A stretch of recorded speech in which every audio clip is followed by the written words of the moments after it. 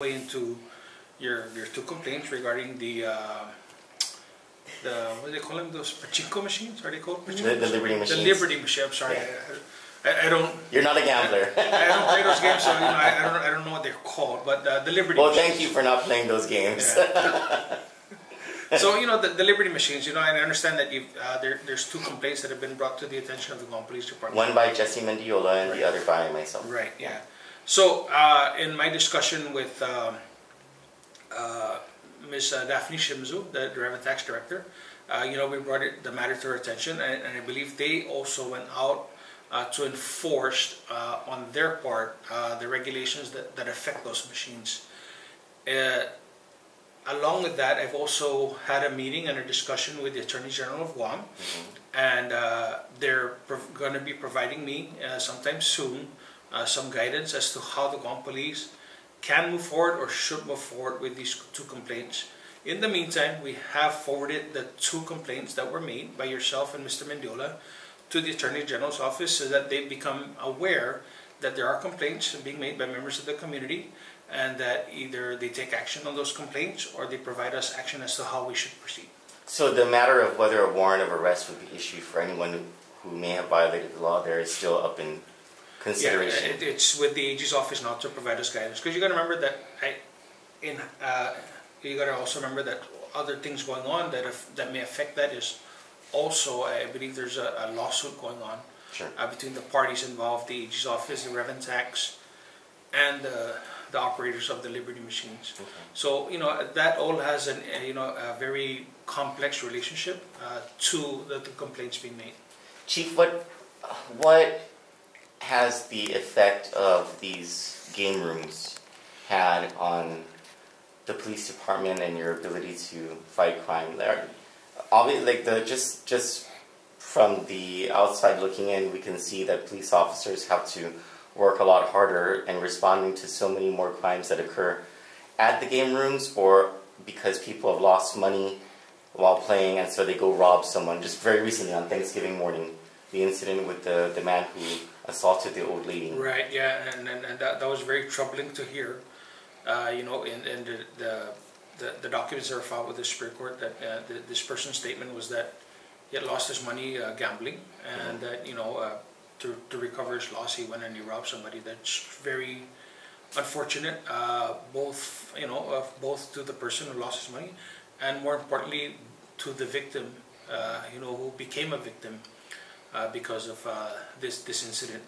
I did do some research on your question about the number of robberies in the game rooms, and surprisingly enough, I only came up with 4 robberies of game rooms this year. I could only find 4. Okay. So if there's more out there, we'll look again. But I only have 4 robberies this year at the game rooms. That's directly connected to the game rooms. And the cashiers were attacked as well. Right. So there's some level. Yeah, there's some level of violence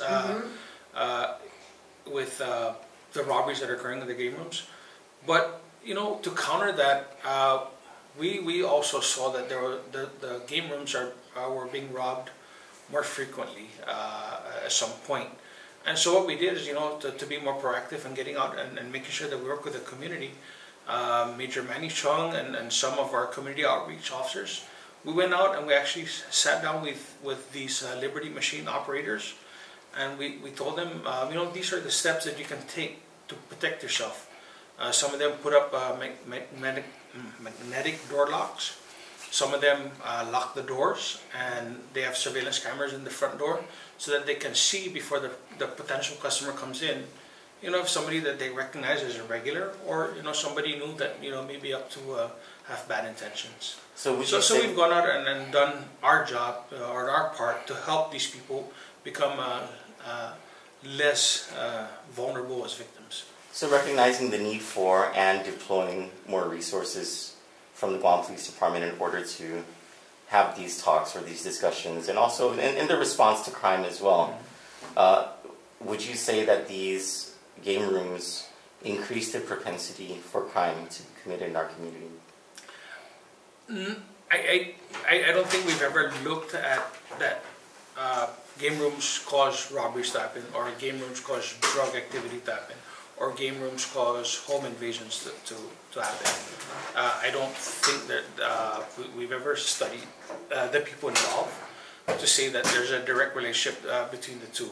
I don't think it would be fair to single out or characterize one type of thing and say that this is what the root cause is, or a contributing factor to a cause of drug use or whatever, because there are other vices in the community, right?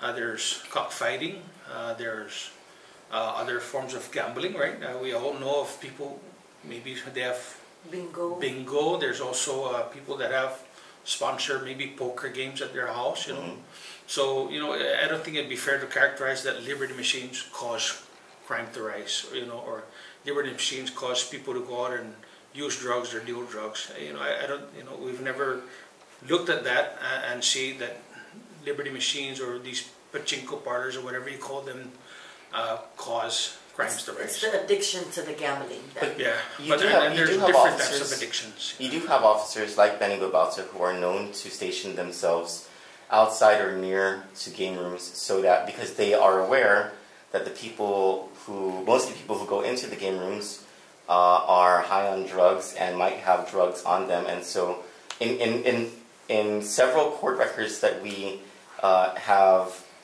read in the Superior Court in trials for people who are accused of possession of methamphetamine, where particularly Benny Babauta is the officer who took the stand and was the arresting officer. This actually was a trending thing that Guam police officers would station themselves near or outside game rooms so that they could find probable cause to pull over cars and then search those cars and they would find drugs or drug paraphernalia. And so obviously there are police officers in the Guam Police Department who are very much aware that these game rooms are bastions of drug use and criminal activities. You want to speak about that? I can't speak to that, but I do know that I can speak to Benny Babauta. He's actually in charge of making sure that my cars run properly. That's where he's at now. Okay, so he's no longer he's not on the street beat anymore? No, he's a lieutenant now. Yeah. He hasn't been. Oh, okay. Yeah. Okay. Well, I mean, there are other officers besides Benny Babauta who've done this, but yeah, he's the one whose name appears the most in those court records. And that's way before Chief of Police Steve Ignacio's time. You know what? We just love you for that. We just love you for that.